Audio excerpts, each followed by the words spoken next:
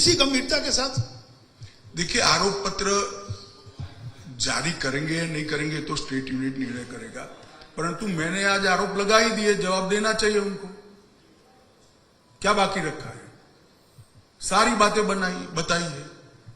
इन्होंने विकास की कंपैरिजन लेकर मध्य प्रदेश की जनता के सामने आना चाहिए, करप्शन की बातें लेकर मध्य प्रदेश को जनता को जवाब देना चाहिए, और अगर हिम्मत है तो दे।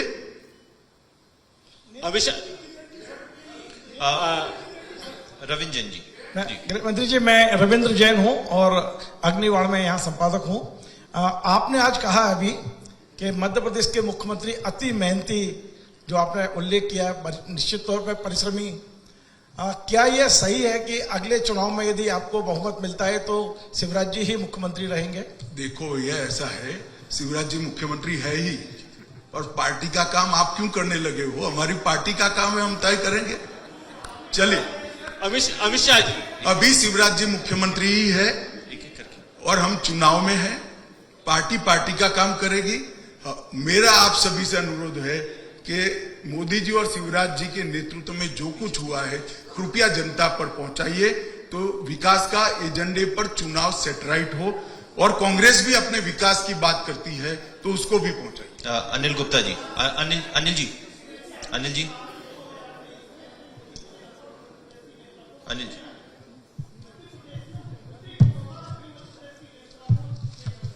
अगर आप ध्यान से, आपका ध्यान कहीं बाहर, सुनिए ना, मैंने सुन लिया आपका सवाल, आपका ध्यान कहीं बाहर है। इसी विषय पर मैंने अभी एक जवाब दे दिया है। अनिल जी,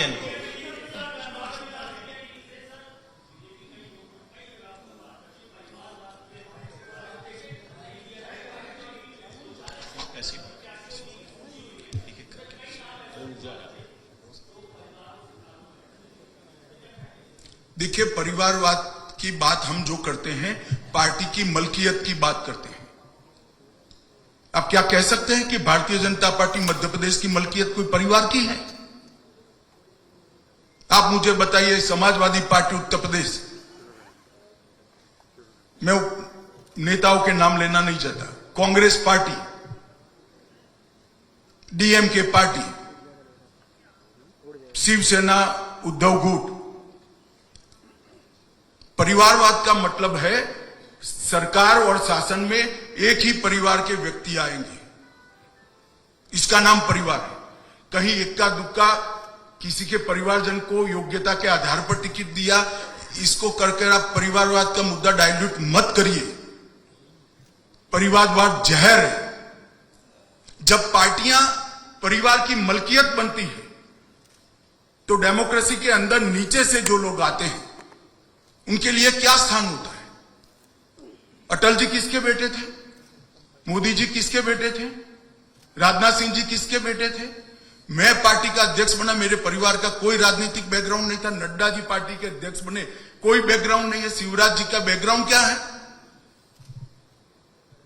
कांग्रेस के एजेंडे को घुमा फिरा कर भ्रांति खड़ी मत करिए। परिवारवाद से बहुत स्पष्ट है, पार्टी की मलकियत, सत्ता की मलकियत, एक परिवार में हाथ में रहना, इसको परिवारवाद कहते हैं। अमित शाह जी, दो अभी हो गए आपका एक बार इधर से हुआ है। हाल ही में 2 राज्यों में चुनाव हुआ है, कर्नाटक में हुआ, एक हिमाचल में हुआ। ये सारे मुद्दे लेकर आप वहां भी गए थे, लेकिन वहां भाजपा की सरकार नहीं बनी। तो ऐसा क्या है कि मध्य प्रदेश की जनता आपके इन मुद्दों को मान के यहां भाजपा की सरकार बनाई? आप वहां से क्यों अटक जाते हैं? हम मणिपुर में 2 बार जीते, आसाम में 2 बार जीते, उत्तर प्रदेश में 2 बार जीते। जाना है तो जरा और पीछे भी जाइए भाई। हम तो हारते हारते पार्टी बने हैं, हमारा कुछ नहीं था 50 में, मगर जीत का सबसे ज्यादा अच्छा रिकॉर्ड अगर किसी एक पार्टी का है तो भारतीय जनता पार्टी का है। पंचायत से पार्लियामेंट तक, और 30 साल के बाद 2 बार पूर्ण बहुमत की सरकार बनाने का सम्मान अगर किसी को है तो हमारे नेता नरेंद्र मोदी जी को है। हेलो, मेरा सर, मैं प्लीज सर, मैं ऐसे कैओटिक सिचुएशन मत करिए। सर, मैं मनीष शर्मा हूँ पंजाब केसरी का। ये धरना नहीं है, बैठ जाइए press conference. Hello, Rajesh Sirothiya ji. मैं राजेश सिरोठिया हूँ, चीफ एडिटर दोपहर मेट्रो। मेरा ये कहना है कि चुनाव के समय जिस तरह से मुफ्तखोरी की योजनाओं की जो बाढ़ लगती है और कंपटीशन चलता है, ये अल्टीमेटली अगले 5 साल के लिए जो एक्सचेकर्स मनी है उससे आपकी जो सामान्य योजना है ये उन पर सब पर प्रभाव पड़ता है। तो क्या भारतीय जनता पार्टी जो कि बहुत अच्छी उसकी बातें करती है, तो ये कोई एक पहल करेगी कि चुनाव आयोग के सामने आप ये घोषणा पत्र में जो कहते हैं कि मुफ्त के सिलेंडर, मुफ्त की फलाने, मुफ्त की बिजली, ये कैसे करेंगे आप? आपके पास में बजट में क्या प्रावधान किया है और वो राज्य सरकार की जो प्रदेश की जनता है उस पर प्रभाव नहीं पड़ेगा? समझ गए, बैठ जाइए। पहली बात तो हमने चुनाव के समय में नहीं किया है। आप हमारी सारी योजनाओं को देखिए। हर घर में शौचालय प्रधानमंत्री जी ने 2015 में घोषित किया, कोई चुनाव नहीं था। हर घर नल वो 2020 में घोषित किया, कोई चुनाव नहीं था। हमारी योजनाएं और चुनाव का संबंध नहीं है। मगर आप जो कह रहे हैं, ये रेवड़िया बांटने वाली जो बात कर रहे हैं, तो गरीब को भी काफी समझ है भैया। मोदी जी ने 1 लाख का घर दिया और कोई 200 रुपए का बिल माफ करेगा तो 1 लाख का घर भूलकर 200 रुपए के बिल माफी को वोट नहीं देगा, हमें मालूम पड़ता है इतना।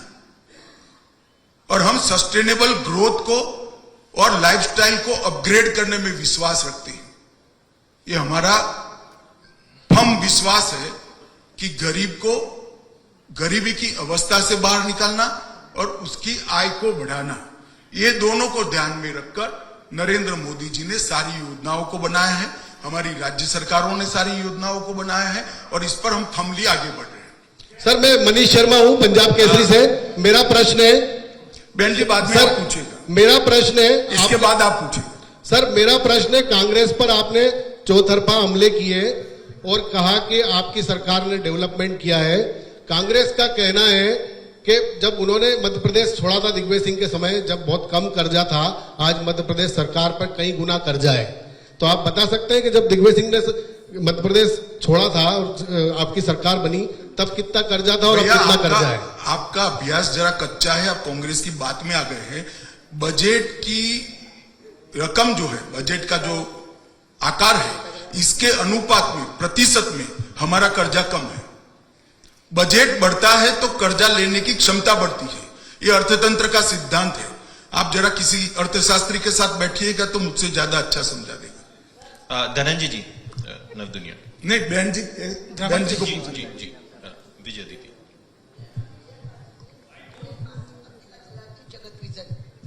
और कुछ पोस्ट वगैरह भी लिखती हूँ। अमित शाह जी, अभी आपने कहा कि शिवराज जी के इसमें 20 साल में बहुत विकास हुआ, विकास की गंगा बह गई। इस आधार पे आप कह सकते हैं कि आपको कितने वोट मिले, कितनी सीटें लेंगे आप? बहन जी, कोई अंक शास्त्री या ज्योतिष को ही मिलना पड़ेगा आपको। नहीं, इस पे अंदाज तो लगता ही है। धनंजय जी। मैं नई दुनिया से धनंजय प्रताप सिंह हूं। मेरा सवाल है, 2018 के चुनाव में भाजपा का वोट प्रतिशत बढ़ा लेकिन सीट घटी, सत्ता से आप बाहर हो गए। उस समय क्या कमी रही थी जो 2023 में पूरी हो गई है और क्या बदलाव आया है इस चुनाव में? देखिए, 2018 में 2015 से कांग्रेस ने एक सोची समझी रणनीति के तहत गुजरात, मध्य प्रदेश, राजस्थान और कई राज्यों में जाति के आंदोलन खड़े करने का प्रयास किया था और जातिवाद का जहर जनता में घोलने का प्रयास किया था। 2018 का चुनाव जातिवाद के घोले हुए जहर की परछाई में हुआ था। फिर भी हमें 1 लाख वोट ज्यादा मिले थे कांग्रेस से। और इस बार उनके 15 महीने का शासन भी देख लिया है और हमारा रिकॉर्ड है ही है। मध्य प्रदेश के साथ एक ताजा कंपेरेटिव एनालिसिस करने के लिए उदाहरण उपलब्ध है। हमें पूरा भरोसा है कि आज देश की जो राजनीतिक स्थिति है, मध्य प्रदेश की जो राजनीतिक स्थिति है, हम बहुत बड़े बहुमत के साथ मध्य प्रदेश में सरकार बनाने जा रहे हैं। मनोज शर्मा जी। मनोज जी।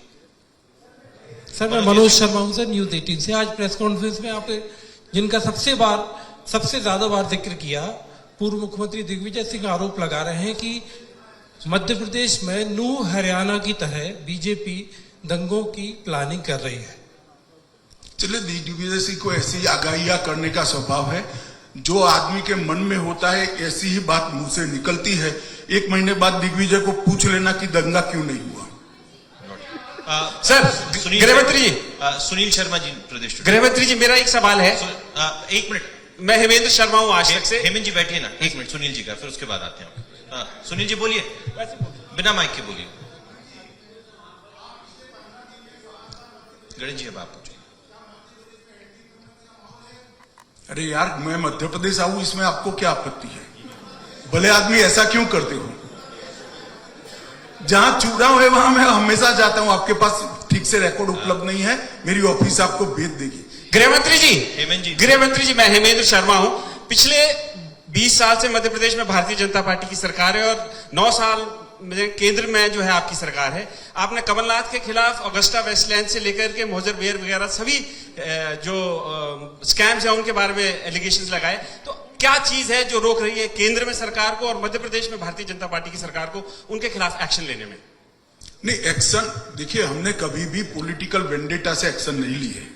ये मैंने जो सारे घोटाले किए वो सारे घोटालों के खिलाफ हमारी जांच चल ही रही है। एक सेकंड भैया सुनो, बहुत महत्वपूर्ण सवाल है। भाई साहब बैठ जाइए। संजय जी बैठो ना, अभी आपका भी क्रम आएगा, बैठिए। हमारी जांच चल रही है।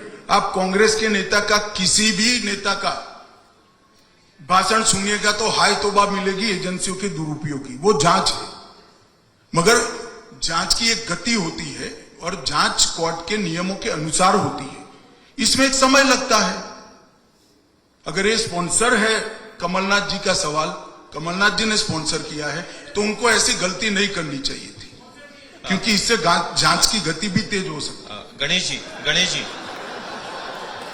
चलिए, धन्यवाद। अमित जी, चलिए, बहुत धन्यवाद सभी सर। अमित जी, मेरा लास्ट सवाल है।